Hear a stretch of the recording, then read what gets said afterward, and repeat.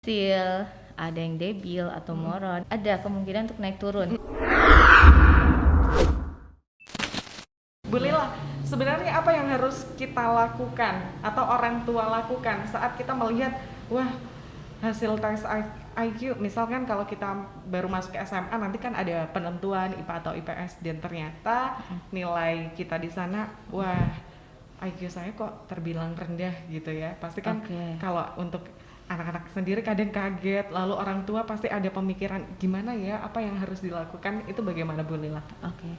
Ya kalau kita ketika kita melihat anak kita, mungkin ketika si anak itu ikut tes IQ dan ternyata IQ-nya ternyata ya tidak sesuai dengan harapan kita, mungkin kita perlu apa ya, refleks juga ya. Oke. Nah, IQ kan juga bawaan dari kita juga kan gitu kan ya. Bawaan dari kita juga. Apakah kita dulu juga pernah mengalami itu? Nah, atau bisa juga dengan melihat apakah perkembangan anak kita sebelumnya ketika masih di rahim, ketika dia masuk golden age dan lain sebagainya, apakah stimulasinya bagus seperti itu. Itu juga jadi introspeksi buat kita. Nah, kita di sana itu perlu untuk memberikan dukungan pada anak, bukan melihat dari fokus pada kelemahannya dia. Oke. Gitu kan ya.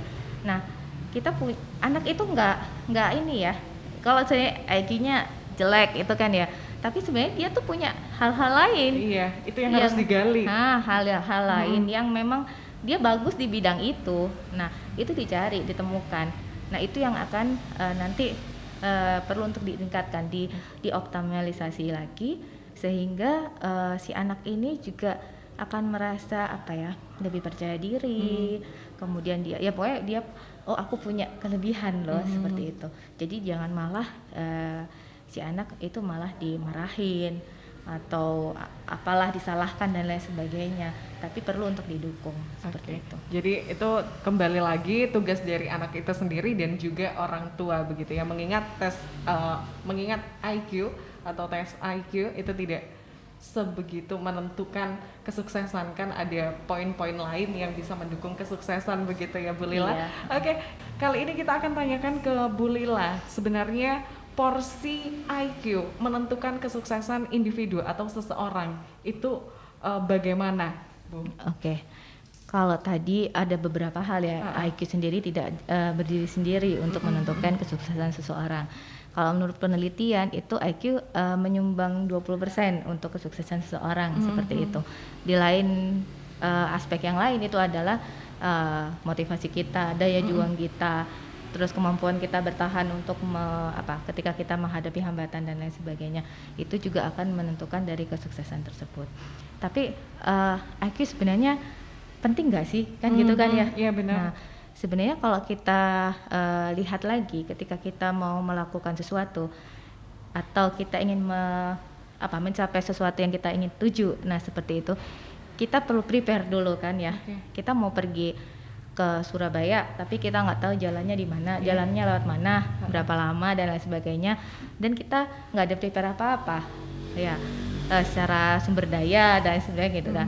Nah nanti jalan kita ke sana ini bakalan lebih banyak sekali hambatan yang akan menghadang seperti itu. Nah, sama seperti ketika kita mau menentukan tujuan, ketika kita mau menentukan tujuan karir, contohnya begitu. Kita mau sukses, kita mau jadi pengusaha, kita mau jadi apapun lah dalam profesi yang ada dalam cita-cita kita, seperti itu. Nah, pentingnya kita mengetahui terkait dengan IQ itu adalah untuk melihat kelebihan dan kelemahan kita. Jadi untuk mengakses diri kita. Jadi ketika kita mau contohnya mau jadi pengusaha sukses. Nah, pengusaha sukses itu apa sih yang harus kita lakukan untuk menjadi pengusaha sukses? Apa yang perlu kita bayar? Apa yang perlu kita kuasai? Seperti itu. Nah, dari situ kemudian setelah kita tahu apa yang kita tuju, kita lihat dulu ke diri kita punya atau enggak. Nah, salah satunya untuk melihat, untuk lebih mengenali diri kita adalah dengan mencari tahu IQ kita berapa, atau kita punya bakat apa saja. Nah, di dalam tes IQ itu biasanya kita juga akan mendapatkan poin-poin terkait dengan kelebihan dan kelemahan kita. Contohnya mungkin di verbal atau di numerika atau di daya ingat dan lain sebagainya. itu jadi poin kita untuk melihat, mengevaluasi sebenarnya saya bisa nggak ke sana, seperti itu. Itu jadi kelemahan dan kelebihan kita. Kemudian kita juga bisa mengakses seberapa kuat sih sebenarnya saya bisa mencapai tujuan saya itu. Saya punya daya juang seberapa sih? Nah, dengan kelemahan saya, contohnya seperti kelemahan saya seperti ini, saya punya daya juang berapa? Nah, setelah kita tahu semua itu, ya kita bisa menentukan strategi-strateginya. Contohnya kalau kita, kayaknya kalau jadi pengusaha itu butuh pemahaman terkait dengan keuangan dan lain sebagainya. Aku kok kayaknya lemah dalam numerik, contohnya begitu.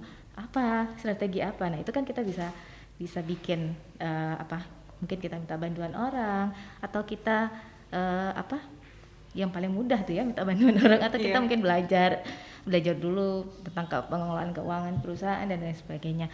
Nah, itu jadi landasan lah, dengan mengetahui apa yang ada di dalam diri kita, kelebihan kelemahan, kita bisa menentukan strateginya seperti itu.